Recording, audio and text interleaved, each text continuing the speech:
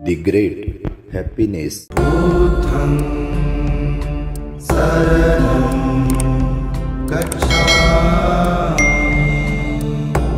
अभित्थरेथ कल्याणे पापाचित्तां निवारये दन्धं हि करोतु पुण्यं पापस्मिन् रमति मनो। संपूर्ण विश्वाला ज्यांनी सुख शांती मानवता तथा दुःख मुक्तीचा आर्य संदेश दिला असे ते दुःख मुक्तीचे मार्गदाता दुःख मुक्त महामानव महान कारुणिक तथागत भगवान सम्यक संबुद्ध तथागतांनी आपल्या शुद्ध प्रज्ञेतून निर्मिलेला सद्धम्म आणि त्याच सद्धम्माचा गेली 2500 वर्षांपासून सातत्याने अहोरात्र प्रचार आणि प्रसार करणारा पूजनीय भिक्खू संघ या महान आणि सर्वश्रेष्ठ अशा त्रिरत्नांना प्रथमतः त्रिवार अभिवादन करतो। ज्यांच्या महान आणि असीम त्याग प्रभावामुळे आपल्याला जो हा अनमोल असा बुद्ध धम्म लाभला आणि ज्यांच्यामुळे आपल्याला हे एवढे मोठे वैभव प्राप्त झाले असे महान युग प्रवर्तक भारतीय राज्यघटनेचे शिल्पकार परमपूज्य बोधिसत्व डॉक्टर बाबासाहेब आंबेडकर या महामानवाच्या महान अशा धम्मक्रांतीमध्ये संपूर्ण जीवनाला समर्पित करून आज या सायंकाळच्या वर्षावास पर्वातील महान मंगलमय दिनी आपल्या औरंगाबाद शहराजवळील वाळूज परिसरातील बजाज नगर येथील पद्मपानी बुद्ध विहारामध्ये या धम्मदेसनेचं आयोजन ज्यांनी केलाय असे सर्वच बुद्ध विहाराशी संबंधित समिती आणि श्रद्धावान उपासक उपासिका धम्मदेसना श्रवण करण्यासाठी दूरदूरवरून उपस्थित असलेले आपण सर्व श्रद्धावान उपासक उपासिका बालक तथा बालिकांनो तद्वतच दी ग्रेट हॅपीनेस या आपल्या यूट्यूब चॅनलचे सर्वच दर्शक सर्वप्रथम तुम्हा सर्वांच्या प्रती मंगल मैत्री सद्भावना व्यक्त करतो आणि आपणा सर्वांच्या दुःख मुक्ती करिता 2600 वर्षांपूर्वी तथागत भगवान बुद्धांद्वारा शिकविलेल्या धम्मोपदेशास प्रारंभ करतो। आपण सर्वांनी शांत एकाग्र आणि श्रद्धायुक्त चित्ताद्वारे या अनमोल बुद्धवाणीला आपल्या हित सुखाकरिता श्रवण करावे ग्रहण करावे। बऱ्याच दिवसांच्या प्रतीक्षेनंतर आज आपल्या पद्मपानी बुद्ध विहारामध्ये आम्हाला उपस्थित राहण्याची संधी आपण सर्वांनी उपलब्ध करून दिली। तेव्हा ज्यांनी ज्यांनी या धम्मदेसनेच्या आयोजनामध्ये धम्मदेसनेची आम्हास विनंती केली आग्रह केला आणि या धम्मदेसनेच्या कार्यक्रमासाठी सहकार्य केलाय त्या सर्व श्रद्धावंतांच्या या पुण्य बलासाठी आपण साधुकार व्यक्त करावे। खरं तर काही दिवसांपूर्वी पठारे साहेबांकडे आमचा श्रामणेर संघाचा अल्पोपहार होता। मागच्या रविवारचीच गोष्ट आहे। 8 दिवस आज झाले परंतु इमर्जन्सी मध्ये आम्हाला मुंबईला जावं लागलं। आपले एक भंतेजी त्यांचा अंतिम संस्कार नवी मुंबई ऐरोली या ठिकाणी होता आणि मुख्यमंत्र्यांकडे पाली विद्यापीठाचं निवेदन त्याचबरोबर बौद्ध विवाह कायद्याचं निवेदन देण्यासाठी ज्येष्ठ भिक्खूंनी आम्ही महाराष्ट्र कमिटीवरती असल्या कारणाने तशी सूचना केली आणि भंतेजींचा शब्द आपण मानला पाहिजे शिरसावंत मानला पाहिजे म्हणून आम्हाला पठारे साहेबांना त्यांच्या परिवाराला तेवढ्यापुरतं दुखवावं लागलं। पण मला वाटलं की काही लोक आता आपल्या समाजामध्ये असे आहेत की भंतेजीला सांगून आलं नाही की मग कट्टी पण पठारे साहेब, पठारे ताई, त्यांचा परिवार मात्र बिलकुल त्यांच्यापैकी नाही आहे. मला वाटलं ते रुसतील, फुकतील, जसे लोक आहेरासाठी रुसतात, फुकतात नाही का, तर तसे काही ते रुसले फुगले नाही. पुन्हा लगेच 1-2 दिवसानंतर माझ्याकडे आले. कालही आले, परवा धम्मदेसना आपल्या सेवा देण्यासाठी आले. श्रमदान आजही सकाळी विहारात येऊन केलं त्यांनी, कालही आणि त्यापूर्वी सुद्धा. तेव्हा हे मन श्रद्धेमुळेच तयार होतं. ज्यांच्यामध्ये श्रद्धा आहे ते गाठ बांधून ठेवत नाहीत चांगल्या लोकांबद्दल. ते तिखट भाव किंवा क्रोधाचा, द्वेषाचा भाव मनामध्ये बाळगत नाहीत. त्यांच्यापैकी आपल्या विहाराशी संबंधित असलेला पठारे परिवार आहे. निश्चितपणे आपल्या विहाराची ती परंपरा, विहारात आल्यामुळे ती श्रद्धा, धार्मिकता आपल्या लोकांमध्ये निर्माण झालेली आहे. त्यामुळे मी विशेषत्वाने एकदा तुम्हा सर्वांना पठारे परिवारासाठी साधुकार द्यायला सांगेन.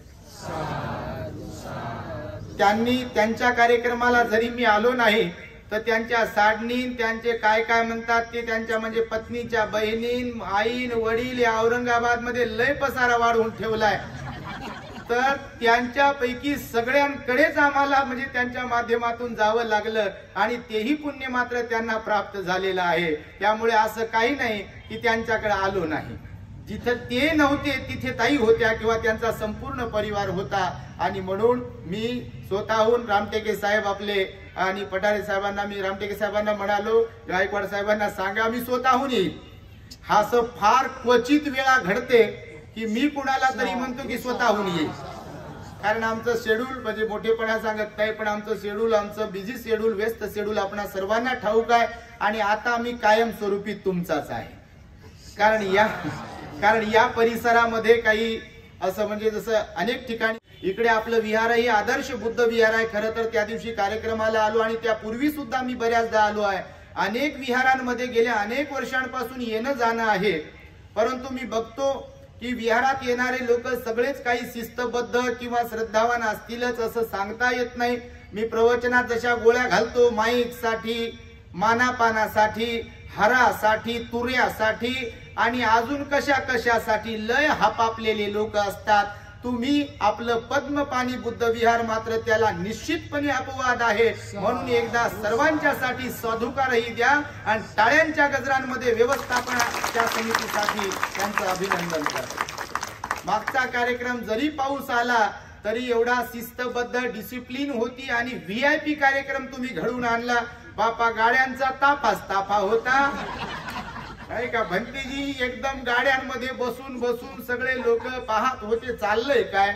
यांचे धम्मगुरु चांगल्या VIP गाड्यांमध्ये बसलेले आहेत आणि बिलकुल हे व्हायलाच पाहिजे. तुम्हाला सांग, कारण काल कवडी मोल जिने वामनचे होते, आज जुळे जगताशी प्रेमाचे नाते, बुद्धाकडे जग हे वळे, भीमा तुझ्या जन्मामुळे. याची प्रचिती त्या दिवशी आपल्याला आलेली असेल. बघा, बिलकुल तुम्ही थायलंडमध्ये, श्रीलंकेमध्ये, ब्रह्मदेशामध्ये जाल तर बुद्ध धम्माचं वैभव, बुद्ध धम्माची सत्ता आणि बुद्ध धम्माची ही उच्च दर्जाची वागणूक, परंपरा, स्वभाव, आचार, विचार तुम्हाला पाहायला मिळेल. इकडं मात्र लोक हलक्या मनाचे आणि गरीब मनाचे असतात आपल्या देशात. म्हणून लोकांना वाटते असंच राहावं गरीब आणि गरिबीतच राहावं आणि गरिबीतच वातावरण सगळं निर्माण करावं. पण तसं काही नाही आहे. उच्च दर्जाचा बुद्ध बाबासाहेबांनी आपल्याला दिलेला आहे. भगवंताची शिकवण आपल्याला दिलेली आहे आणि भगवंताचा धम्म हा महान आहे. त्याचं काय म्हणू त्याला, पावर, त्याची ऊर्जा आणि त्याचं मोठेपण, त्याचं पावित्र्य आपल्याला जपता आलं पाहिजे आणि निश्चितपणे आपल्या विहाराच्या माध्यमातून ते जपता येते. म्हणून एवढ्या मोठ्या संख्येने सायंकाळच्या प्रहरी तुम्ही इथे उपस्थित आहात. त्यामुळे तुम्हा सर्वांच्या प्रती मी विशेष मंगल मैत्री करतो आणि तुमचं कौतुक करतो. कौतुक असंच करत नाही बापा कोणाचं, तुम्ही खरंच कौतुकास पात्र आहात. ही रांगोळी, ही सजावट, हे डेकोरेशन, या रांगोळीची तर बापा किती वेळेस वाहवा केली असेल मी कुठं तुम्हाला काय सांगू. आता 20 तारखेच्या कार्यक्रमासाठी तुम्हाला बुकच केलंय म्हणून समजा. म्हणजे प्रवचनातच सांगून टाकतो, दुसऱ्याकडे कुणाकडे ते कामच नाही. फुलं बिलकुल आताच ते वानखडे परिवार होते आहेत, आपल्या सातारा परिसरात राहतात. ते दाम्पत्य आताच आलं होतं. भंतेजी म्हणे आमच्याकडून काहीतरी घ्या, कारण आपण मागण्याचा काही विषय नाही. तसं आपल्या विहारात कोणत्या कार्यक्रमासाठी वैयक्तिक कुणाला काही मागल्या जात नाही. एकदा याही साठी टाळ्या वाजवा. चांगल्या कामाचं कौतुक केलं पाहिजे असं भगवंतानं शिकवलेलं आहे. बिलकुल वाईटाची निंदा नका करू, पण चांगल्यांचं कौतुक करा. मग ते चांगले कामं असतील, चांगली माणसं असतील, चांगले भंतेजी असतील किंवा काय जे काही चांगलं असेल त्यांचं कौतुक केलं पाहिजे. इथे सुद्धा बघा मान दिला जातो. आता गायकवाड साहेब बोलताना बोलाले पूजेचा मान. आता तुम्ही जर पाहिलं तिकडे तर पंढरपूरला पूजेचा मान मिळत असते बघा. इथे पण पूजेचा मान तुम्हाला दिल्या जाते. ही साधी गोष्ट समजू नका, कारण बुद्ध पूजेचा बाबासाहेबांच्या हारासाठी तुम्हाला मान दिल्या जात असेल तर ही फार मोठी गोष्ट आहे. तुमच्यासाठी पुण्याची संधीच आहे ती, आणि त्यामुळे तुम्ही सर्वजण पुण्यवान आहात. आणि म्हणून तुम्ही डेकोरेशन साठी आता फिक्स आहात असं समजा. तर 20 तारखेच्या कार्यक्रमासाठी तर मी आता तुम्हाला थोडस धम्मदेशनात देतो. बघा, आता मी जी गाथा म्हणालो, भगवान बुद्ध म्हणतात की कधी कधी असंही होते, पुण्य कर्म करणाऱ्यांचे मन पापात रमते. तुम्हाला ऐकायला वेगळं वाटेल, पण कधी कधी असं होते की पुण्य कर्म करणारे जे लोक असतात, मग ते भिक्षू असतील किंवा उपासक असतील किंवा कोणीही असेल, पुण्य कर्म करीत आहेत, परंतु जर मन सावध नसेल, मन सतर्क नसेल, जर या वाणीवर संयम नसेल, या मनावर संयम नसेल, शरीरावर संयम नसेल, आपण काय करीत आहोत, आपण काय बोलत आहोत, आपण कसं वागत आहोत याचं जर भान नसेल, आपल्या शब्दांचा काय परिणाम होतो, आपल्या वागण्याचा, बोलण्याचा, उठताना बसताना सगळ्या गोष्टींचा काय परिणाम होतो याचं जर भान नसेल, तर भगवान बुद्ध म्हणाले पुण्यवान लोक जरी असतील तरीही त्यांच्याकडून कधी कधी पाप कर्म घडते. या धम्मपदाच्या गाथेमध्ये भगवान बुद्धांनी तसं सांगितलेलं आहे. आणि म्हणून भगवान बुद्ध म्हणाले पुण्य कर्म करण्याची त्वरा करावी, पापापासून चित्ताचे निवारण करावे, कारण मंदपणे आणि संत गतीने पुण्य कर्म करणाराचे मन पापात रमते. हे भगवंताचं वचन आहे. त्यामुळे आपल्याला पचवताही आलं पाहिजे. काय पचवता आलं पाहिजे माहितीये तुम्हाला? याच्यावरच बोलतो, जरा व्यवहारिकच बोलतो. हे भंतेजी आमचं सामने एक म्हणे सकाळी, भंतेजी जाऊ द्या बापा,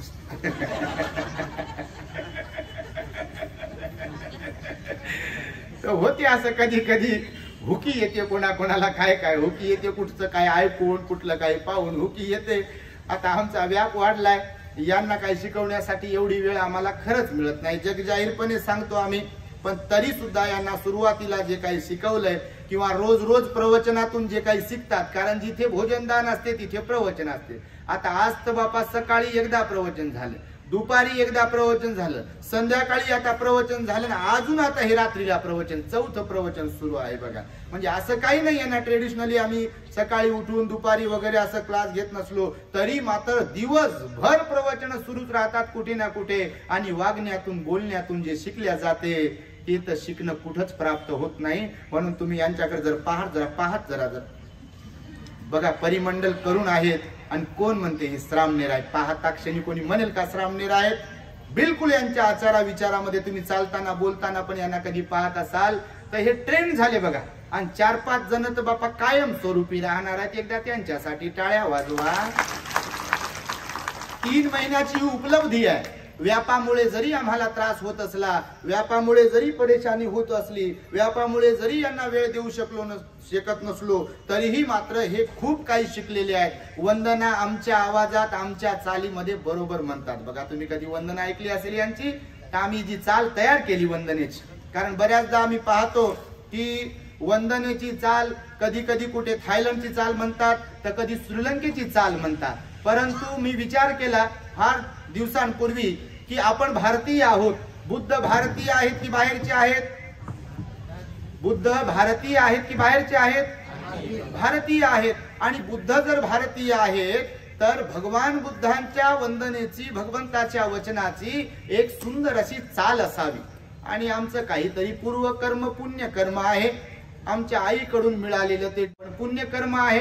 आईचा जरा थोडासा गोड आवाज आहे. गावात गाणे म्हणता म्हणता आई आमची आम्हाला जन्माला घातलं, आणि आम्हाला जन्माला घातल्यावर माय बापाचे गुण तर मिळतातच, आम्ही प्रवचनातून सांगतच असतो. बिलकुल आईकडून थोडाफार आवाज मिळालाय तर त्याला बिलकुल असं काय म्हणू, त्याला सुतार जरा जसा तासून वगैरे त्याला आकार देतो, तसं आम्ही भगवंताचं वचन गुणगुणत गुणगुणत गुणगुणत एक दिवस चाल निर्माण झाली. आणि ती चाल आम्ही आता फिक्स केली. आता फक्त रेकॉर्डिंग स्टुडिओ मध्ये त्याचं रेकॉर्डिंग करणं बाकी आहे. धम्मपदाच्या गाथा सुद्धा त्याच चालीवर आम्ही घेतो, वंदना सुद्धा याच चालीवर घेतो. त्याच्यात गांभीर्य आहे, त्याच्यात गोडवा आहे. तुम्ही काल परवाला जर पाहिलं ती एक मुलगी आली होती, मी स्टेटसला ठेवलं होतं बघा, ऍडव्होकेट वाघ म्हणून कोणीतरी आहे, त्यांची छोटीशीच मुलगी होती गायकवाड साहेब, 3-4 वर्षाची काहीतरी ती मुलगी आहे. तर त्याची मायबाप म्हणे भंतेजी तुम्ही जी आशीर्वाद गाथा देता की नाही, म्हणता की नाही आशीर्वाद गाथा, तर आमच्या पोरीकडून ऐका तर म्हणे एकदा. मी म्हटलं बा ठीक आहे बाई घे माईक. तर तुम्ही बघितला असेल तर बघा, ऐकला असेल तर बघा, एवढा तिची छोटीशीच आहे पण एवढ्या गोड आवाजात तिनं मी जसं भवतु सब मंगलम आशीर्वाद देतो का नाही, बिलकुल तसाच तिनं आशीर्वाद गाथा पाठ केली बघा. तर हे संस्कार जे आहेत हे अत्यंत महत्वाचे आहेत. आमच्या सामणेरांना सुद्धा ते संस्कार झाले आणि अत्यंत चालीवर वंदना म्हणतात बघा. आणि म्हणून भगवान बुद्धांनी सांगितलेलं आहे की आपल्याला पुण्य कर्म करता करता पापही कधी कधी संथ गतीने आपल्या मनात कधी निर्माण होईल आणि आपल्याकडून ते कधी घडेल हे सांगता येत नाही. त्यामुळे पचवता आलं पाहिजे. काय काय पचवता आलं पाहिजे, आणि जर पचवता नाही आलं तर त्याचा दुष्परिणाम कोणकोणता होतो ही व्यवहारिक धम्मदेशना मी तुमच्या समोर ठेवतो आहे बघा. तर पचवण्याच्या बाबतीत जेव्हा विचार करतो तर पहिला मनात विचार येतो जेवणाचा. कारण मनुष्य हा आहार घेणाराच आहे. मनुष्यच काय सर्व जीव आहार धर्मी आहेत, खाल्ल्याशिवाय जमत नाही. सिद्धार्थ गौतमाने 6 वर्षांची खडतर तपश्चर्या केली आणि ज्ञान प्राप्तीच्या पूर्वी सुजाताकडून खीर ग्रहण केली. सुजाताकडून खीर ग्रहण केल्यानंतर मग सिद्धार्थ गौतम बोधिसत्वाच्या अंगामध्ये तरतरी आली, त्राण आला, ऊर्जा आली, शक्ती आली आणि त्या शक्तीच्या जोरावर मग वैशाख पौर्णिमेच्या दिनी रात्री त्यांना स्टेप बाय स्टेप ज्ञानाची प्राप्ती झाली आणि ते बुद्ध झाले. म्हणून भगवान बुद्धांनी उपवास व्रत वैकल्य हे टाळलेलं आहे, मध्यम मार्ग शिकवला आणि त्या मध्यम मार्गामध्ये आर्य उपोसतशील प्रदान केलेला आहे. आणि उपोसथाचा आणि उपवासाचा दूर दूर पर्यंत काहीही संबंध नाही आहे. उपोसत म्हणजे फक्त उपाशी राहण्यासाठी नाही आहे. ते उपोसथामध्ये 8 नियम सांगितले भगवान बुद्धांनी, ते पाळणं जरुरी आहे. नाही तर बापा फोन करू करू लोक लय बेजार करतात आम्हाला, भंतेजी संध्याकाळी चहा घेतला तर चालते काय. बापा मी म्हटलं काय काय विचारता, आता काय ते काही विचारण्याची गोष्ट झाली का. नरड खरडू खरडू सांगणं सुरू आहे, कधी घ्यायचंय, काय घ्यायचंय, किती घ्यायचंय, काय पाळायचंय. तरी म्हणते अच्छा आहे का म्हणते आपल्या चॅनलवर. बरं बरं मी ऐकलंच नव्हतं म्हणते ते, बरं ऐकतो म्हणते मी. म्हणजे असे विचारतात लोक. तर उपोसत म्हणजे उपाशी राहणे नाही आहे, हा एक वेगळा विषय आहे. तर बघ तुम्हाला सांगतो, भोजन पचवता नाही आलं. पचवता नाही आलं म्हणजे भोजन जर पचलं नाही तर काय होतंय, अपचन होते, पोट फुगते. आमच्या भंतीजीचं पोट फुगलं होतं, त्यांना नुसका दिला आम्ही. म्हटलं ही गावरान हळद, ऑर्गॅनिक हळद, सैंदव मीठ, कोमट पाण्यात रोज सकाळी उठल्या बरोबर एकदा घ्या ग्लास भर, 2 ग्लास पाणी आणि रात्री झोपण्यापूर्वी घ्या. माझ्याकडे टम पोट घेऊन आली अशी फुगलेलं. मी म्हटलं बापा काय खाल्लं संध्याकाळी, त्याच्यामुळे पोट दुखलं. आणि त्यांना वॉक करायला सांगितला. तर 3च दिवसात किती फरक पडला, 3च दिवसात फरक पडला बघा. तर भगवंताने सुद्धा याच्याबद्दल सांगितलं. म्हणून भोजन जर नाही पचलं तर अपचन होते, करपट ढेकर येते, पोट फुगते, तळमळ तळमळ जीव करते, बसूही देत नाही, झोपूही देत नाही, काहीच करू देत नाही. पोट बिघडलं म्हणते बाबा कमी खावा. भगवंतानं मात्रा भोजनाचे उपदेश केला. काय खावं, किती खावं, कसं खावं हे सुद्धा भगवंतानं शिकवलंय. म्हणून काय काय पचवता आलं पाहिजे या संदर्भात भगवंताचाच उपदेश आहे. मी तुम्हाला सारांश रूपाने सांगतोय. म्हणून पहिली गोष्ट तर असं आहे, भोजन नाही पचले तर अपचन होते. दुसरी गोष्ट, संपत्ती जर नाही पचली तर दिखावा आणि गर्व तयार होते बघा. खरं की खोटं? बिलकुल खरंच आहे. भगवंत म्हणाले संपत्ती जर पचवता नाही आली की दिखावा तयार होतो. मग बिलकुल म्हणजे इतरांना तुच्छ लेखते माणूस, गर्व तयार होतो, इगो तयार होतो. आणि भगवान बुद्ध म्हणाले संपत्तीचा गर्व जर तयार झाला, संपत्तीमुळे दिखावा जर तयार झाला तर तसे माणसं रावाचा रंकाचा राव आणि मालामाल झालेले गुलाम होऊ शकतात बघा. म्हणून संपत्तीचा गर्व कधी, दिखावा कधी करता कामा नये. दिखावा करणारे, गर्व करणारे बघा, संपत्ती आली. आमच्याकडे एक म्हण होती, पण ती मन म्हणून दाखवू शकत नाही, तर लय बेकार मन आहे ती तशी. पण संपत्तीचा गर्व जर वाढला, संपत्तीमुळे जर दिखावा तयार झाला, तर भगवान बुद्ध म्हणाले मालामाल झालेली माणसं सुद्धा कधी कंगाल होतील हे सांगता येत नाही, आणि भगवंताचं वचन कधी खोटं ठरत नाही. म्हणून संपत्ती सुद्धा पचवता आली पाहिजे.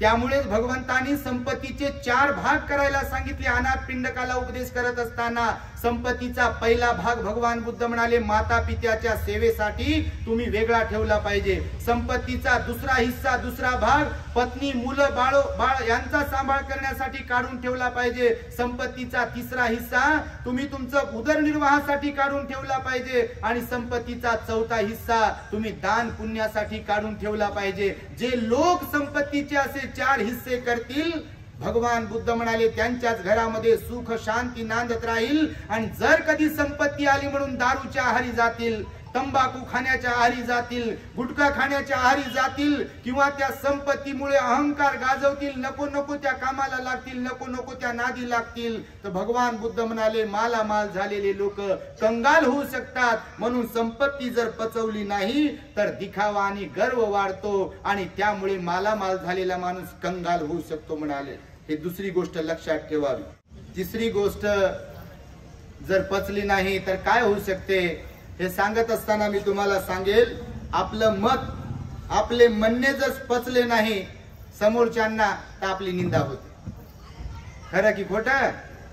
बघा, आपलं म्हणणं खरं जरी असेल, आपलं मत योग्य जरी असेल, करेक्ट जरी असेल, बरोबर जरी असेल, समोरच्यांची मानसिकता मात्र तशी नसेल, ते घेण्याची किंवा स्वीकार करण्याची, आपलं म्हणणं जर समोरच्याला पटलं नाही तर आपली निंदा होते. बघा, बिलकुल निंदा होते. जरी कुठे काही सांगत असेल, बोलत असेल, किंवा आपण चांगलं बोलत आहोत, चांगलं बोलत असताना देखील कोणाच्या तरी पोटात दुखू शकते आणि निंदा होते. बघा, भगवंताचं वचन आहे की आपण योग्य जरी असेल, आपण बरोबर जरी असेल, आपलं मत म्हणणं जरी बरोबर असेल, पण ते समोरच्यांना जर पटलं नाही तर बघा आपली निंदा होते. एखादा चांगला जरी माणूस असेल, समजा आता गायकवाड साहेब आहे, तुमचं व्यवस्थापन करतात, तुमचं नेतृत्व करतात, भगवान बुद्ध म्हणाले या जगामध्ये ज्यांची निंदाच होणार नाही असं कोणीच नाही. बघा, असेल का कोणी?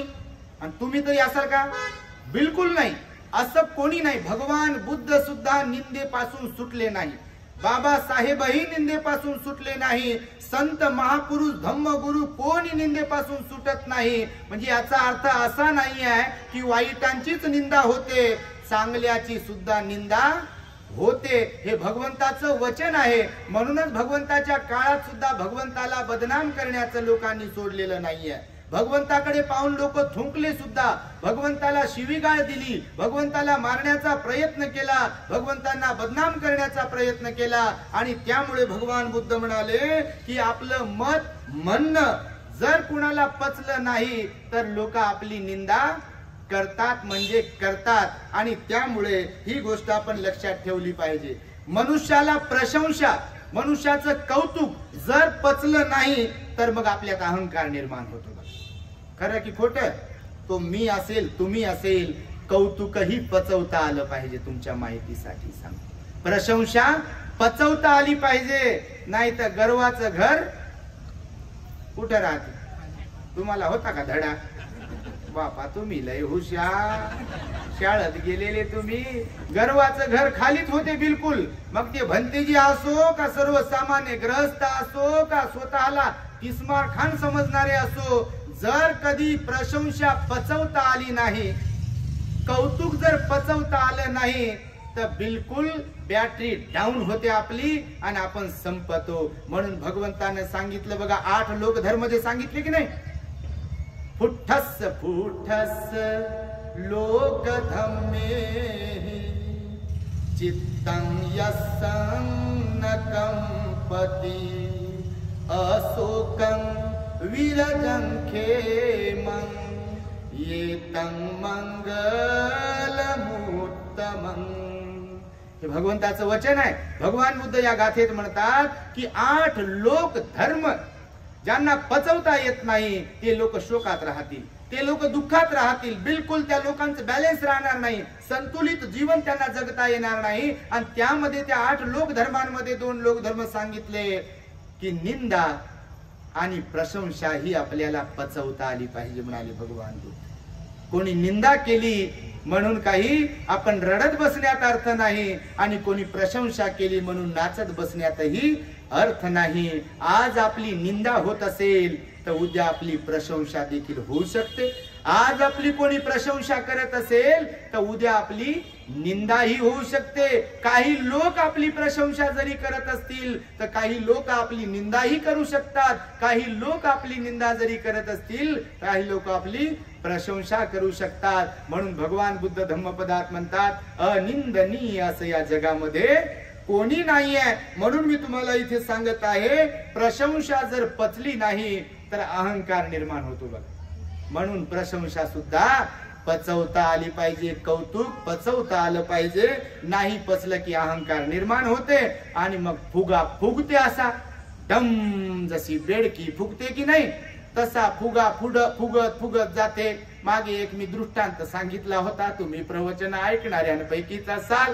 एकदा बेडकीचे पिल्ल गेले चरत चरत पुढं. त्यांनी पाहिला एक बैल आणि बैल पाहिल्यावर पुन्हा आपल्या आईकडे आले आणि म्हणाले, आई तू तर म्हणत होती मीच मोठी आहे, आम्ही एक प्राणी पाहिला लयच मोठा. तर बेडकीला जरा गिल्टी फील झालं, बा माझ्यापेक्षा कसं काय कोण मोठं असू शकते आणि माझेच लेकरं असे कसे काय म्हणत आहेत की कोण खूपच मोठा आहे. ते म्हणे कुठं पाहिलं आणि किती मोठं होत. तर ती बेडकी बघा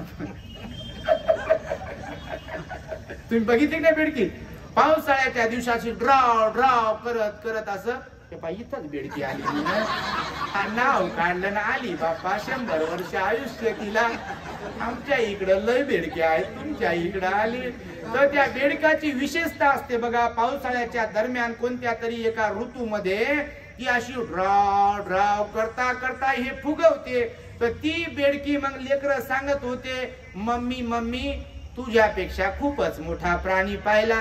तर मम्मी फुगतच होती अशी. एवढा मोठा पाहिला का? ते म्हणे अजून मोठा. ते मम्मी फुगतच राहिली. एवढा मोठा होता का? मम्मी अजूनच फुगत राहिली आणि फुगता फुगता गेली फुटून आणि गेला जीव.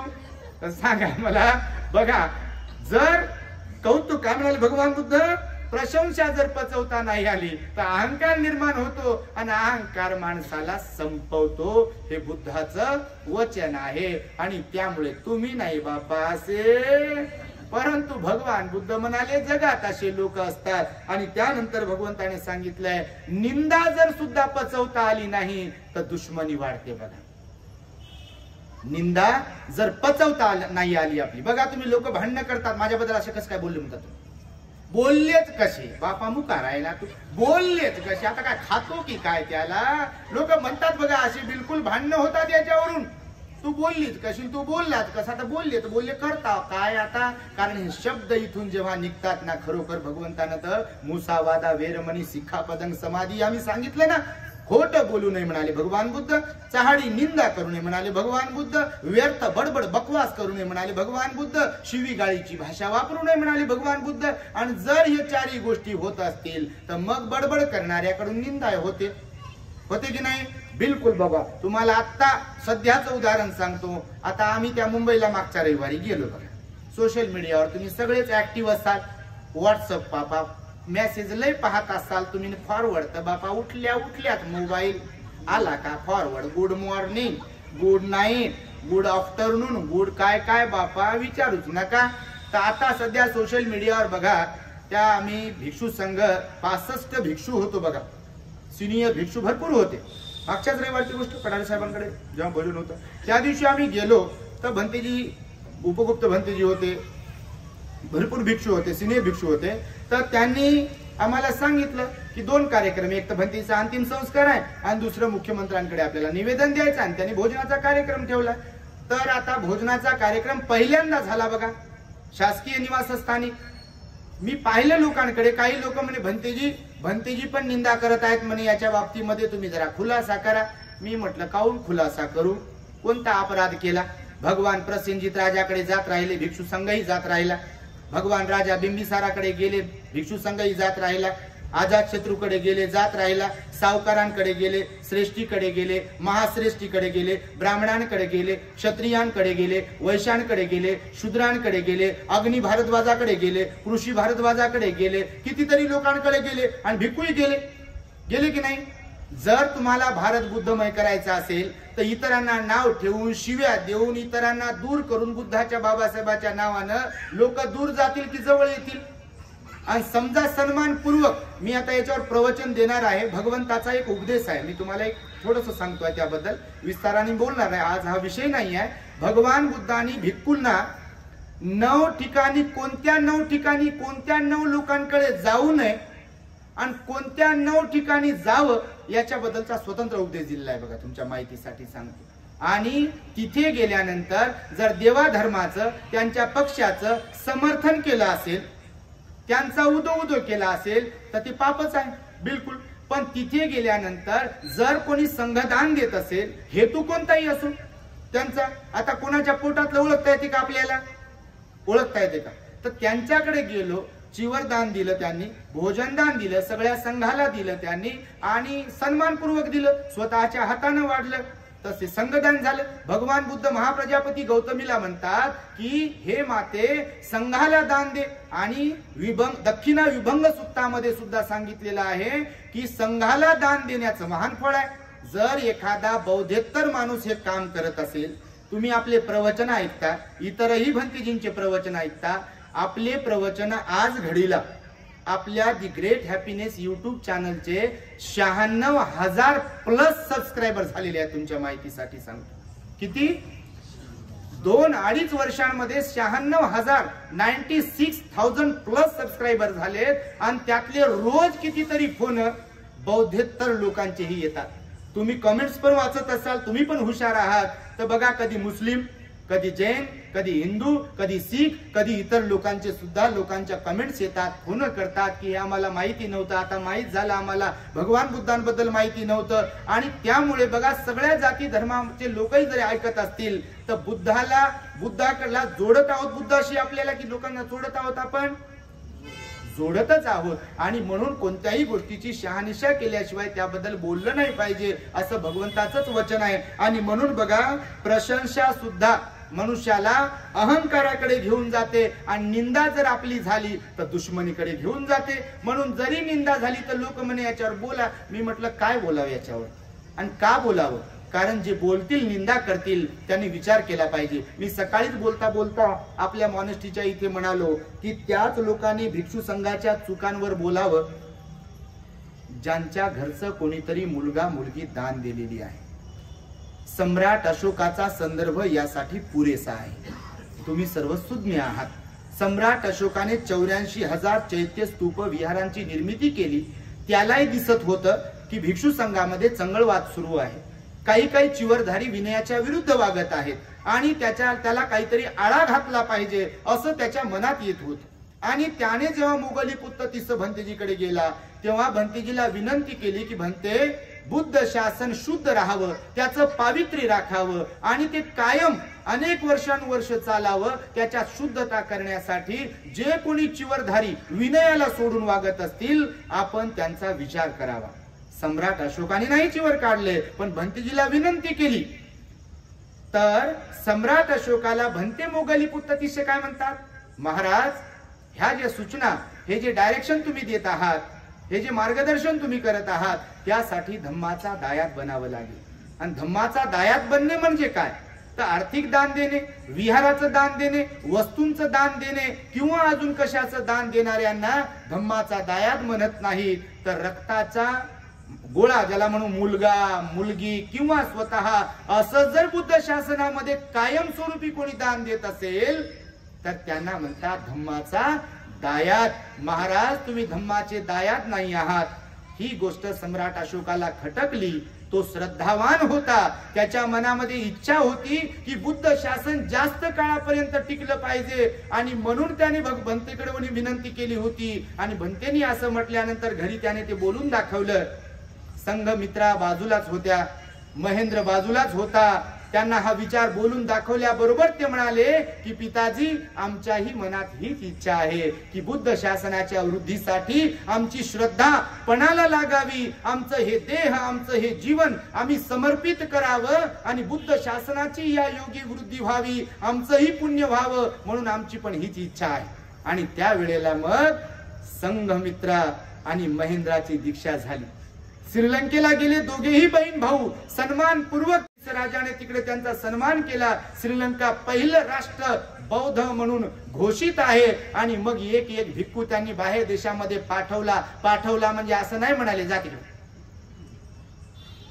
तर ज्या विहारात आहेत तिथून जिथे पाठवायचंय तिथपर्यंतची सगळी व्यवस्था केली. आज लोक आमच्याकडे पाहून हे बाबासाहेबांच्या पुण्याईमुळे जे श्रद्धावान लोक काय काय देतात, तर कोणाकोणाच्या डोळ्यामध्ये तेही खुपते बघा.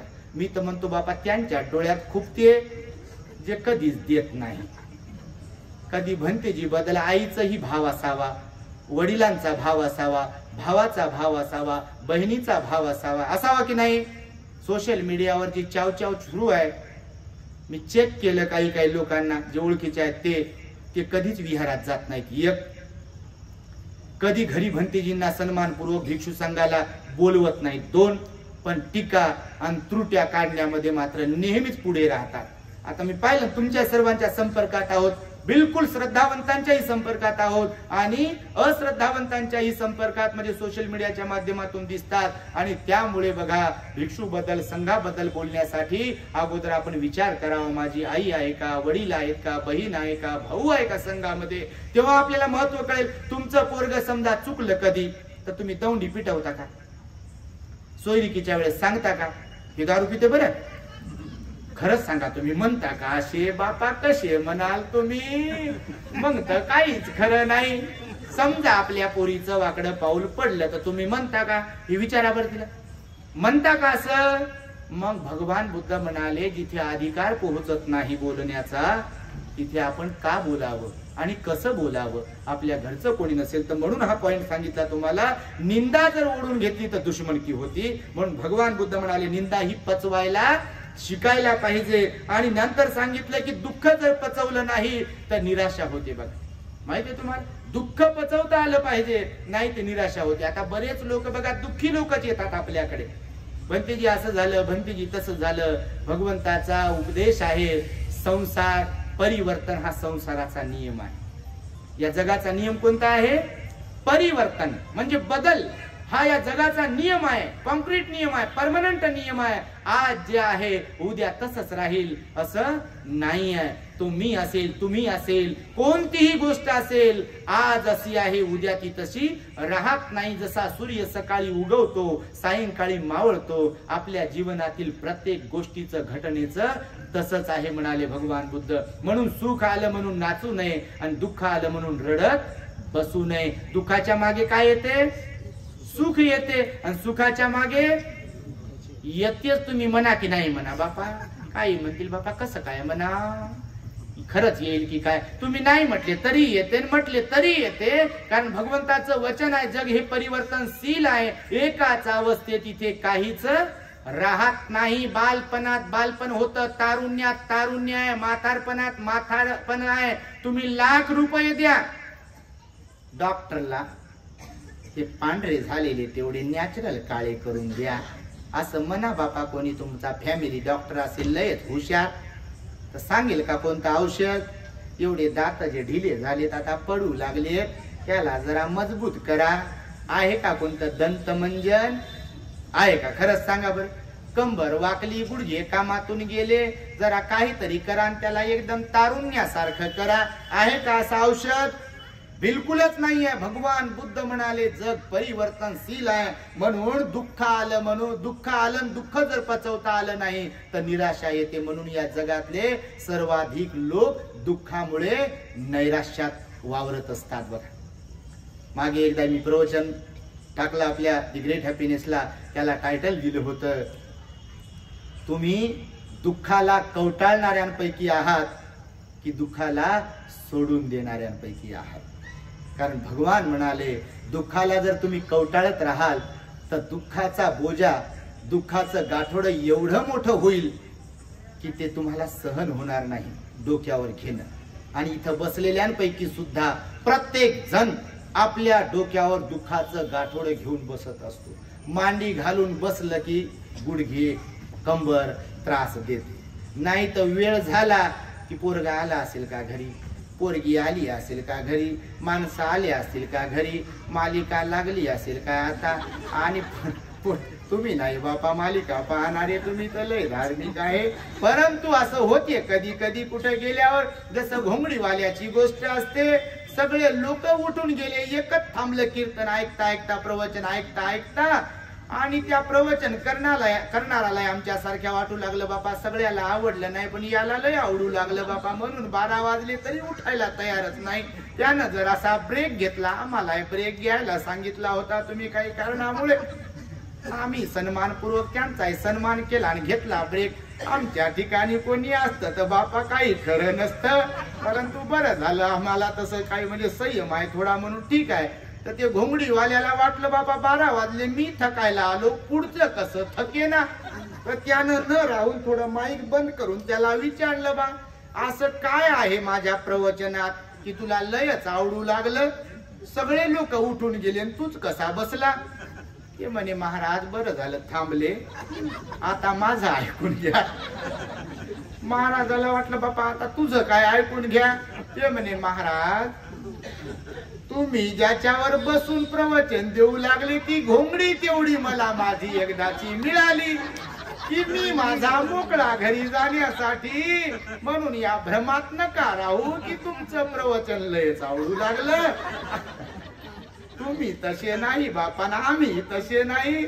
आम्ही थोड्या वेळात संपवणारच आहोत, आमचे 2च मुद्दे बाकी आहे. म्हणून दुःख आलं आणि दुःख जर पचवलं नाही तर खरंच निराशा होती बघा. म्हणजे निराश राहतात लोक बघा, एकदम कष्टी राहतात लोक, एकदम बॅटरी डाऊन झालेली असते. जेव्हा पाहा तेव्हा काय झालं तर विचारूच नका. मग तर गाठोड्यातली एक एक गाठ सोडतच राहते. काय सांगू दादा आणि काय सांगू बाई. दिवसभर चहा पाजू जरी ठेवलं तर ते काय थांबवतच नाही. धारा सुरूच राहतात आणि चहा पिऊ सुरूच राहते. बर फसवलं म्हणते आम्हाला, काय सांगू तुम्हाला. तुम्ही नाही असे बापा, तुम्ही लय चांगले. म्हणून भगवान म्हणाले दुःख पचवता आलं पाहिजे, कारण दुःखाच्या नंतर सुख येते. आणि मानलं तर सुख आहे बघा, आणि मानलं तर दुःखच आहे जीवनामध्ये. म्हणून दुःखाला इग्नोर मारत राहायचं, दुःखाला सोडून देत राहायचं. आणि जे जे आनंद प्राप्त करून देते जीवनामध्ये, आता बघा धम्मदेसना भगवंताची वाणी आहे, आनंद प्राप्त करून देत राहते. म्हणून वारंवार ऐकायची बघा. काल परवा तुम्ही मेसेज पाहिला, स्टेटसवर ठेवलं, 95 वर्षाच्या एक आईचं त्या मुलाने कॉमेंट्स केली होती बघा. म्हणते की माझी माय 95 वर्षाची आहे म्हणे, तिला तुमचं प्रवचन ऐकू लावून दिलं की विला खुश राहते म्हणे. आता मला सांगा याच्यापेक्षा दुसरं जीवन आनंदमय कोणतं असू शकते. 95 वर्षाची आई जर बुद्धाची वाणी ऐकून आनंदित राहत असेल, तेवढ्या पुरती का होईना खुश होत असेल, तर जीवनामध्ये अजून काय पाहिजे. आणि म्हणून दुःखाला विसरता आलं पाहिजे, सुखाला डाउनलोड करता आलं पाहिजे, सुखाला सेव्ह करून ठेवता आलं पाहिजे, आणि सुख आठवत राहिलो पाहिजे. दुःख आठवू निराश नाही झालो पाहिजे. म्हणून सांगितलं दुःख जर पचवता आलं नाही तर निराशा होते. त्यानंतर शेवटचं सांगितलं सुख जर पचवता आलं नाही तर पाप वाढते. सुखही पचवता आलं पाहिजे, कोणत्याही बाबतीतील सुख पचवता आलं पाहिजे. देवदत्ताला रिद्धी सिद्धी प्राप्त होती. तुमच्या माहितीसाठी सांगतो, देवदत्त माहिती तुम्हाला काय प्राप्त होतं? रिद्धी सिद्धी प्राप्त होती. देवदत्त भगवंताचा आत्यभाऊ होता गृहस्थ जीवनातला. देवदत्त सिद्धार्थ गौतमाच्या सोबत लहानाचा मोठा झाला. देवदत्त त्या क्षत्रिय लोकांपैकी कपिलवस्तू नगरीमधून निघालेले शाक्य लोक तरुण जे होते, त्या तरुणांपैकी एक होता प्रभावित होऊन दीक्षा घेणारा. तो भिक्षू सुद्धा झाला, परंतु त्याला ते सुख पचवता आलं नाही. पचवता आलं का? म्हणून जीवनभर त्यानं अशी पक्की गाठ मारली होती. त्याला बुद्धाबद्दलचं चांगलं काहीच आठवत नव्हतं.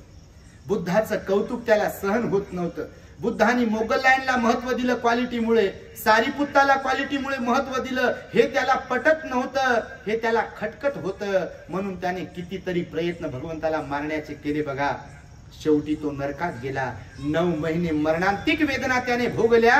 हात पाय डोळे नाक कान तोंड काहीच काम करत नव्हतं. आणि तेव्हा त्याला पश्चाताप झाला सरते शेवटी. आणि मी बुद्धाला माफी मागतो, भगवंताच्या चरणावर मला डोकं ठेवायचं आहे, क्षमा मागायची आहे असं त्याने आपल्या शिष्याला सांगितलं. आणि खाटेसह त्याला उचलायला सांगितलं. जेतवनाकडे तो जात राहिला. भगवान आपल्या सर्वज्ञतेनं दिव्य दृष्टीनं पाहत होते आणि भिक्खू संघाला सांगत होते देवदत्ताला पश्चाताप होत आहे. देवदत्ता आपल्या शिष्याला घेऊन खाटेवरती भगवंताला क्षमा मागण्यासाठी येत आहे, परंतु त्याने गरु कर्म केलेलं आहे. गुरुला त्रास देणं, गुरुला रडवणं, गुरुला परेशान करणं, अरहंताला भिक्खू संघामध्ये फूट पाडणं, अरहताचं रक्त काढणं, हे सगळे कर्म देवदत्ताने केले होते. गरुकर्म त्याच्याकडून घडलं होतं. आणि गरुकर्म तात्काळ फळ देते. बघा, तुम्हाला गरुकर्म काय आहे हे जर माहित करून घ्यायचं असेल तर आपल्या दी ग्रेट हॅपीनेस वरती स्वतंत्र प्रवचन आहे बघा. त्याच्यावरती भगवंतानं सांगितलं गरुकर्म हे तात्काळ फळ देते. देवदत्ताला ते तात्काळ फळ मिळालं होतं. जीव जावा असं वाटत होतं, पण भयंकर त्रास होत होता त्याला. तो जेतवनाच्या त्या सीमेपर्यंत पोहोचला. भगवान भिक्खूंना सांगत होते सीमेपर्यंत देवदत्ता आलेला आहे, पण भगवंताचं तो दर्शन घेऊ शकणार नाही, कारण गरुकर्म केलंय ना. आणि खरोखर घडलं तसंच. तो तिथे गतप्राण झाला, तिथे तो मेला जेतवनाच्या बॉर्डरवर. पण भगवंताला तो भेटू शकला नाही, पाहू शकला नाही, दर्शन घेऊ शकला नाही, वंदन करू शकला नाही, क्षमा मागू शकला नाही. म्हणून सुखही पचवता आलं पाहिजे, नाही तर पाप घडते. रिद्धी सिद्धी प्राप्त असलेला भगवंताच्या कुळात जन्माला आलेला याच्यापेक्षा सुख काय पाहिजे हो.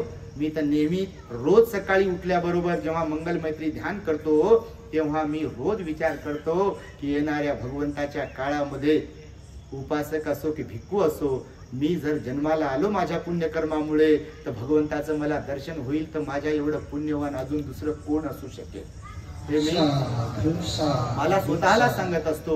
आणि त्यामुळे बघा, आपण सुखाला पचवणाऱ्या पैकी सुद्धा असलो पाहिजे. म्हणून आपल्या विहारामध्ये मी पाहतो आहे की अत्यंत निर्मळ मनाचे लोक आहेत, शिस्तबद्ध लोक आहेत. बघा, हे एवढं आता राजकीय लोक जरी आले तरी बऱ्याच ठिकाणी आम्ही पाहतो त्यांच्याच मागे लोक पळतात. बघा, अहो, धार्मिकतेला महत्व दिलं पाहिजे. आपण थांबून त्यांचा सन्मान केला, ही काही म्हणजे वाईट गोष्ट नाही आहे. सन्मान केलाच पाहिजे कुणाचाही. भगवंतानं राजकीय लोकांना दूर करा असं नाही शिकवलं, राजकीय लोकांना नावच ठेवा असं नाही शिकवलं, बाबासाहेबांनी सुद्धा नाही शिकवलं. आपली क्वालिटी तयार करायची नाही, दुसऱ्याने केली म्हणून त्यांना नाव ठेवायचं हे कोणी शिकवलं. आपले कोणी निवडणुकीच्या वेळेस काय हात धरते का? आपले कोणाला मत द्यायचं, कोणाकडे झुकायचं हे कोणाच्या हातात आहे. आणि जर राजकीय लोक विहारात येत असतील, काही मदतही करत असतील, तर मी तर म्हणतो त्याच्यात वावग काहीच नाहीये. असं कोणी सांगितलं, कोणी शिकवलं की दान कोणाकडून घेऊ नये म्हणून? जर स्वतःहून कोणी देत असेल तर बघा, आपल्या विहारामध्ये स्वतःहून घेतल्या जातो. मी पण येणाकराला जेव्हा राहत होतो बघा, तर लोक स्वतःहून आणतात आणि देतात, तर ते घेतलं पाहिजे. कुणाच्या दानाला आपण म्हणजे विरोध नाही केला पाहिजे. आता आम्ही पण मागत नाही कोणाला, जाहीरपणे आम्ही सांगतो की हे लागते ते लागते. तुम्ही पण पाहत असाल स्टेटस वरती आम्ही सांगतो, वैयक्तिक कुणाला काही म्हणत नाही. हा, जर कोणी विनंतीपूर्वक आग्रह केला की भंतेजी काय लागते सांगा, तर त्यांना आम्ही सांगतो. पण वैयक्तिक कुणाच्या घरी जाऊन पावती फाडून कोणत्या कंपनीत गेलो, कोणत्या साहेबाला बोललोय आणि देता का हे ते देता का, असा विषय नाही आहे. त्यामुळे तुमच्याही विहाराचं पद्मपाणी विहार त्या बाबतीत खरंच आदर्श आहे. आणि आपल्या विहाराचा आदर्श, आपल्या इथल्या श्रद्धावंतांचा आदर्श, आपल्या इथल्या व्यवस्थापन समितीचा आदर्श मी तर म्हणतो आपल्या महाराष्ट्रातील सगळ्या लोकांनी घेतला पाहिजे. यासाठी एकदा सगळ्या आपल्या लोकांचं टाळ्या वाजून आपण कौतुक केलं पाहिजे. आणि त्यामुळे ही मी धम्मदेशना देतो आहे. व्यवहारिक धम्मदेशना आहे. सरते शेवटी थोडक्यात तुम्हाला एक दृष्टांत सांगतो आणि माझं प्रवचन संपवतो. मी सुरुवातीलाच विचार केला बापा, वर्षावासामध्ये किमान 15 दिवसाला मी इथं आलो असतो, म्हणजे असा माझा विचार होता. कारण एवढे चांगले गोड लोक तुम्ही, एवढे श्रद्धावान लोक तुम्ही, आणि भगवान पण म्हणाले जमीन पाहून पेरणी केली पाहिजे. खरंच सांगितलं भगवंताने, तुम्हाला सांगतो. कारण खडकाळ जमिनीत, खरबाड जमिनीमध्ये जर पेरणी केली, बीज किती चांगलं जरी असलं आणि खत किती भारीच टाकलं आणि पाणी किती घातलं, तर ते पीक धान्य येईल का? बरोबर.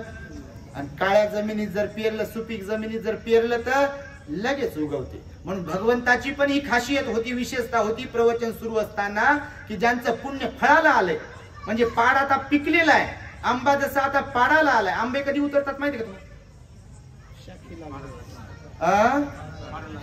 आंबे कधी उतरवतात? म्हणजे बा शाखेला लागले, पाडाला आले, म्हणजे आता पिकण्याच्या मोसम मध्ये आले की ते कच्चे आंबे त्या तोडल्या जातात आणि लगेच मग 2-3 दिवसात ते पिकतात. बघा आता लागलेत आंबे आणि तोडू दे त्याला पिकू दे असं करतील का लोक? आणि केलं तर ते आंबा गोड लागेल का? नाही लागत. म्हणून भगवंताची पण ही विशेषता होती, कुणालाही काहीही शिकवायचे नाही, क्वालिटी पाहायचे, चेक करायचे, स्कॅन करायचे, तपासायचे, समोरच्याला कोणता खुराक द्यायचा आहे, कोणतं इंजेक्शन द्यायचंय, किती द्यायचे, कोणती गोळी द्यायची, किती गोळ्या द्यायच्या, हे भगवान जाणायचे आपले आणि तेच द्यायचे बरोबर. नाही तर कोणाला काही देत बसायचे नाही. म्हणून लोक श्रोतापन्न सकृतागामी अनागामी व्हायचे. त्या काळात लोक तेवढे पुण्यवान होते. आता जरी तेवढे पुण्यवान लोक नसले तरी मात्र लोक बुद्धाची वाणी ऐकून अंधश्रद्धा सोडत आहेत, बुद्धाची वाणी ऐकून उपोषणशील ग्रहण करत आहेत, बुद्धाची वाणी ऐकून विहारात येणाऱ्यांची गर्दी वाढत आहे, बुद्धाची वाणी ऐकल्यामुळे स्वतःमध्ये परिवारामध्ये परिवर्तन घडवत आहेत. याच्यापेक्षा मोठी गोष्ट दुसरी अजून कोणती असू शकते? आणि म्हणून तुम्हाला सांगतो मी सर, ते शेवटी एक दृष्टांत, तुम्ही ऐकलेलेच असतील दृष्टांत, पण दृष्टांतामुळे जरा कान टोचणी होते म्हणून सांगतो. जरा तुम्ही ऐकलेलंच असेल, एक कासव होता, एका तलावामध्ये मुक्त संचार करत होता. त्याचे मित्र होते राजहंस. एकदा झालं असं की तळ्यातलं पाणी आटत आलं. भगवंत म्हणाले प्रसंग समजला पाहिजे, प्रसंगावधान समजलं पाहिजे. हे जे मी सांगितलं की नाही तुम्हाला, याचा सारांश आहे त्याच्यामध्ये. कारण भगवान म्हणतात पचवता आलं पाहिजे. मी पचवण्यावरच बोललो सगळ्या गोष्टी. तर खरंच या जगात असे काही लोक असतात की त्यांना पचवता येत नाही, त्यांचं जठर बरोबर नसते. कोणत्याही बाबतीत, वागण्याच्याही बाबतीत आणि खाण्याच्याही बाबतीत तर गोष्ट बिघडते. मग बघा, तर मग एक तलाव, त्याच्यामध्ये कासव राजहंस मुक्त संचार करत होते, जलविहार करत होते. पण तो तलाव आटत आला, तो सरोवर आटत आलं. सरोवर आटत आल्यावर राजहंस उडणारे आणि कासव मंद गतीने चालणारा. तर राजहंस उडत उडत गेले दूरपर्यंत. त्यांनी पाहिला या सरोवरापेक्षा खूप मोठा सरोवर एका ठिकाणी आहे, तर आपण त्याच्यामध्ये जलविहार करत राहू. आणि ते करत होते. मग एक दिवस आले, पाणी सर्व आटत होतं. तर कासव दादा म्हणाला त्या राजहंसाला, तुम्ही कुठं जाता? तर राजहंस म्हणे, आम्ही जलक्रीडा करायला एका मोठ्या तलावामध्ये सरोवरामध्ये जातो. तर कासव म्हणे, मला घेऊन चालता का? तर राजहंस म्हणे, हो घेऊन चालतो, पण तुझी खूबी आणि तुझ्यातला स्वभाव हा आम्हाला माहित आहे, म्हणून तू जर आमचा ऐकशील तर घेऊन चालतो. तर तो म्हणे काय? तर हे म्हणाले, बा एक काडी आणू, काठी, दोन्हीकडे ते आम्ही चोचीनं पकडतो आणि तू पण मध्ये तुझ्या तोंडानं त्या काडीला पकड मध्यभागी. अट एकच आहे की तुला बडबड करण्याची, कुणाची निंदा न पचवण्याची, कुणाचं मोठेपणा न पचवण्याची तुला सवय आहे. त्याचं जर अपचन झालं तर चारी मुंड्या चित पडशील आणि स्वतःचं अहित करून घेशील. तर ते म्हणे, मला काय तुम्ही असंच समजता की काय? असे म्हणतात लोक कधी कधी. तुम्ही नाही म्हणत बापा, तुम्ही लय हुशार. तर ते म्हणे, असंच समजता की काय मला? मी पकडतो, माझे दात मजबूत आहे, माझी पकड मजबूत आहे. तुम्ही चला तर मला घेऊन, तुम्ही माझे मित्र आहेत ना, तर करा माझ्यावर अनुकंपा. ते म्हणाले, ठीक आहे, हरकत नाही, पण लक्षात ठेव. पकडलं बापा दोन्हीकडून, दोघांनी चोचीत त्या काडीला, आणि यानं पकडलं मध्ये. उडाले. आता उडतील तर हे फार उंच कशाला उडतील? तर जलाशय सरोवर जरा लांब होता, तर एका गावावरून जावं लागत होतं. नेमकं एका गावावरून जात असताना एका मैदानात पोरं खेळत होते, आणि त्या मैदानावरून दोन्हीकडून 2 राजहंस आणि त्याच्या मध्यभागी कासवानं असं पकडलेलं होतं आणि उडत होते राजहंस. नेमकं त्या मैदानावर आल्यावर पोरांनी पाहिलं वर, आणि पोरं म्हणे, अर राजहंस तर तोचित कासवाला घेऊन चाललेत, आणि कासवाला तर उडता येत नाही, कासवाला तर काहीच जमत नाही, कासव तर एकदम अज्ञानित दिसते, कासव तर एकदम कमजोरच दिसते, कासवाचा जन्म तर वायालाच गेला. आता काही काही लय पेट होऊन देणारे असतात बापा असे, खरं की खोट? आता नाही तसं, पण बिलकुल असते असं. तर कासवाचा पारा चढला, तळपायाची आग मस्तकाला गेली त्याची, आणि त्याला वाटलं मी 2-4 शिव्यात दिल्या पाहिजे आता, म्हणून तोंड उघडलं बापा. कंट्रोलच झालं नाही, पचलंच नाही, निंदा पचलीच नाही, निंदा पचली नाही म्हणून तोंड उघडलं त्याला त्यांची निंदा करण्यासाठी, शिव्या देण्यासाठी. आणि जसंही तोंड उघडलं, 4 मुंड्याची कासव पडलं खाली. आणि वरतून खाली पडल्यावर काय होते तुम्हाला सांगण्याची गरजच नाही, तुम्ही तेवढे सुज्ञ आहात. म्हणून सांगितलेलं आहे बघा, ह्या ज्या 2-4-5 गोष्टी तुम्हाला सांगितल्या पचवण्याच्या बाबतीत, तो मी असो, तुम्ही असो की कोणी असो, तुम्ही संसारिक असो की सामाजिक धार्मिक जीवनामध्ये काम करणारे असो, आपल्याला ह्या सगळ्या गोष्टी पचवता आल्या पाहिजे. माणसं जर जोडायचे तर तुम्हाला सगळ्या गोष्टी पचवता आल्या पाहिजे. जीवनामध्ये तरक्की करायची तर तुम्हाला काही गोष्टी पचवता आल्या पाहिजे. संसाराचा गाडा व्यवस्थितपणे पुढे घेऊन जायचा असेल तर तुम्हाला काही गोष्टी पचवता आल्या पाहिजे. कुटुंबाची विस्कटलेली घडी जर तुम्हाला सुरळीत करायची असेल तर काही गोष्टी पचवाव्या लागतील तुम्हाला. तर नाही तर मग बिघडते, कासवासारखं सगळं गणित बिघडते बघा. तर बिघडू नये म्हणून तुम्हाला हा छोटासा उपदेश केला. एवढा उपदेश यासाठी केला की आता सांगतानाच म्हणालो की आम्हाला संधी मिळाली नाही मध्ये मध्ये येण्यासाठी, नाही तर एवढं काही आम्ही बोललो नसतो, परंतु ब्रेकही मिळाला मध्येच, म्हणून आम्ही एवढं बोललो. तर एवढं पुरेसं आहे असं आम्ही समजतो. आणि जाता जाता सूचना करतो की आपल्याकडे तर रविवारी कार्यक्रम असतोच, परंतु आमच्याकडे म्हणजे ते तुमचंच आहे बापा, बिलकुलच. आम्ही आता परमनंट तुमचेच, जोपर्यंत हे श्वास चालते तोपर्यंत तुमचेच आता. कारण या एरियामध्ये कोणी भिक्षू किंवा एखादी मॉनेस्टी किंवा 4 लोक तिकडचे येऊन माथा टेकवण्यासाठी किंवा दान देण्याची संधी मिळावी असं ठिकाण नव्हतं. म्हणून आम्ही आपल्या महाकरुणा बुद्धिस्ट मॉनेस्ट्रीचं निर्माण करीत आहोत. काम सुरूच आहे, छोटं मोठं काम. आजच आपल्या सुगत बोधी भंतेजींच्या आस्थींना चैत्यामध्ये स्थापन केलंय. आपल्या अजिंठा लेणीमध्ये जसा चैत्य आहे, वंदामी चैत्य सबंग म्हणतो ना आपण, हुबेहूब आमच्या निकाळजे ठेकेदार आहे तिथे त्यांनी तसाच चैत्य बनवला बघा. अजून काम थोडंसं अपूर्ण आहे. 20 तारखेला जो कठीण चिवरदानाचा कार्यक्रम आहे त्या दिवशीच्या चैत्याचं लोकार्पण आहे आणि माथाऱ्या वृद्ध भिक्खूसाठी जे निवास बनवलंय आम्ही त्याचंही उद्घाटन आहे. तर 20 तारखेच्या कार्यक्रमाचंही तुम्हाला निमंत्रण देतोय. रविवारी सुद्धा तुम्ही ज्यांना शक्य असेल आपल्या विहारातही येत राहा आणि तिकडेही येत राहा. तिकडे येऊन हे नका बंद पाडू, कारण याची गरज आहे. जाहीरपणे सांगतो, असं नको व्हायला. नाही तर बापा तुम्हाला वाटायला बंद पाडतात की काय. तर बंद पाडण्यासाठी नाही आलो मी इकडं. जर बिघडला असेल, कोणतं बंद पडला असेल तर तेच चालू करण्यासाठी आलो. मी आपल्या रामटेके साहेबांना त्या दिवशीच बोललो की जे विहार असतील आपल्या वाळूज परिसरामध्ये, पंढरपूर, रांजणगाव, बजाजनगर, कोणतं नगर अजून मला ओळखी पाळखी काय झाल्या नाही, पण छोटे मोठे कुठेही नगर असतील, आपले विहार असतील तर त्याची एक यादी माझ्याकडे द्या. वर्षावा संपल्यावर का होईना एखाद्या रविवारी किंवा एखादा दिवस आपण ठरवू. आणि जेवढे श्रद्धावंत लोक आहेत आपल्या परिसरामध्ये, तर रविवार सोडून म्हणा किंवा कोणताही एक वार म्हणा, त्या सगळ्या लोकांना घेऊन त्या विहारात आपण जात राहू.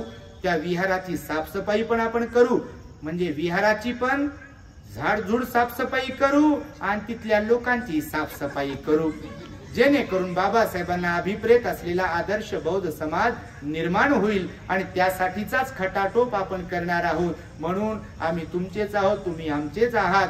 तर आपल्या महाकरुणा बुद्धिस्ट मॉनेस्ट्री सोबत आपण सगळे जुळावेत, येत राहावेत, भोजनदानासाठी येत राहावेत, कार्यक्रमांसाठी येत राहावं. आणि निश्चितच तुम्ही याल तर 20 तारखेच्या कार्यक्रमासाठी 8 दिवस अगोदर 13 तारखेला एक बैठकीचं आपल्याला आयोजन करावं लागेल गायकवाड साहेब. कारण आम्ही नवखेच आहोत बापा, तुम्ही लय जुने झाले इकडं, आणि त्यामुळे तुमची गरज आहे आम्हाला. नाही तर उद्या म्हणतील भंतेजी कोण आले, आम्हाला तर काय माहित नाही बापा कधी आले. तुम्ही नाही म्हणणार असे, तुम्ही नाही तसे, पण आपले काही लोक तर असे म्हणणाऱ्यापैकीच आहेत, आम्हाला तर सांगितलंच नाही. म्हणून मी जे पोस्टर बनवलं तर मला जेवढे माहित होते तेवढ्या विहारांचे परिसराचे नाव टाकले त्याच्यावर, पण नावात काही नसते हे तुम्हाला सर्वांनाच माहित आहे. तुम्हाला तर काही वाटलंच नसतं, तो तर काही विषयच नाही आहे. आणि निश्चितपणे त्या कार्यक्रमासाठी आपल्या परिसरातल्या सर्व लोकांचं धम्मसेवेच्या माध्यमातून, श्रमदानाच्या माध्यमातून आणि सर्व बाबतीमध्ये आपण सहकार्य करालच अशी अपेक्षा व्यक्त करून माझ्या शब्दांना मी इथे पूर्णविराम देतो आहे. भवतु सब मंगलम रक्षन्तु सब देवता सब बुद्धानुभावेन सदा सुखी भवन्तु ते. भवतु सब मंगलम रक्षन्तु सब देवता सब धम्मानुभावेन सदा सुखी भवन्तु ते. भवतु सब मंगलम रक्षन्तु सब देवता सब संघानुभावेन सदा सुखी भवन्तु ते.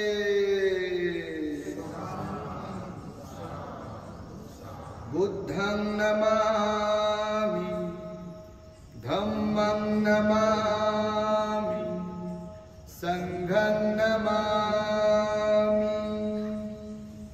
The great happiness. बुद्धं शरणं